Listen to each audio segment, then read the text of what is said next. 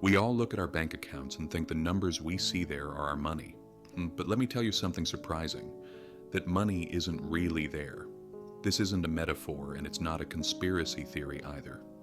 If everyone tried to withdraw their money from the bank tomorrow, the system would collapse within hours, because that money only exists as numbers on a screen. This isn't a mistake. On the contrary, the system was designed to work this way.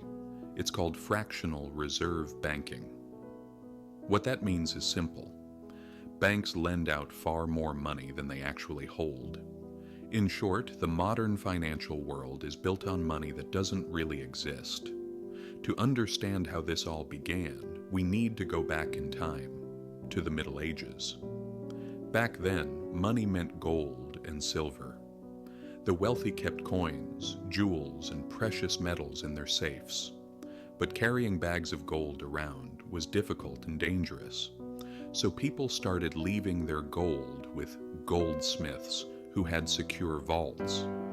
In return, the goldsmiths gave them a receipt, a note that promised, "You have this much gold stored with us." Over time, people realized they could trade these receipts just like gold itself. They were lighter, easier to carry, and safer. And that's when the magic began. Goldsmiths noticed that almost no one came to withdraw their gold at the same time, so most of the gold just sat there, untouched. Then they had an idea. They could issue more receipts than the gold they actually had. If they had 1,000 coins, they could issue 2,000 in paper claims. The difference? Money created out of thin air.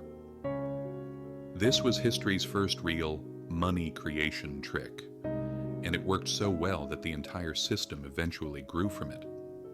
Banks were born, and even governments adopted the same method. In fact, when the Bank of England was founded in 1694, its purpose wasn't to help the public. It was to pay off the king's debts, and those debts were repaid with the people's taxes. Sound familiar? Because it's still happening today. Today, things are even more abstract. Let's say you deposit $100 in a bank. The bank doesn't keep all of it in the vault. In the past, it only had to keep 10%, so it would hold $10 and lend out the remaining 90. That borrower would spend it, someone else would deposit it, and the next bank would lend most of it out again. This cycle repeated again and again until that original $100 had multiplied into almost 1,000 circulating through the system. But here's the catch.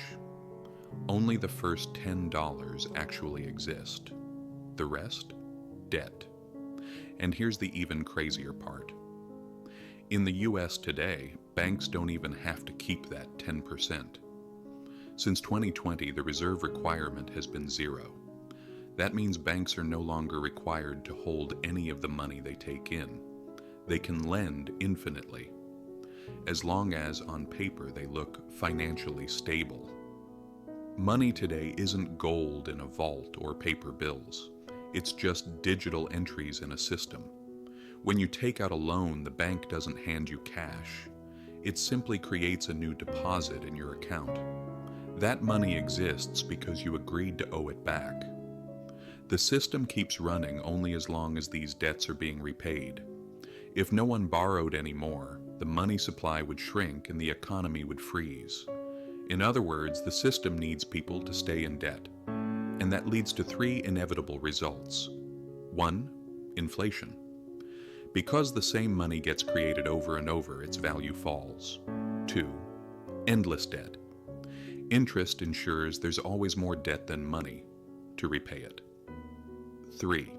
Concentration of power. Banks earn interest on money they never truly had. We've seen this story play out again and again throughout history. The Great Depression of 1929, the 2008 financial crisis. At their core, they all stem from the same thing, a collapse of confidence in money that never really existed.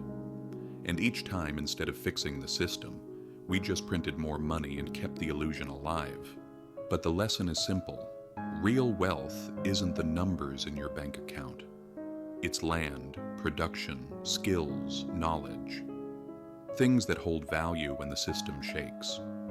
Because when the illusion fades, it's not the digits on a screen that matter. It's what you actually hold in your hands.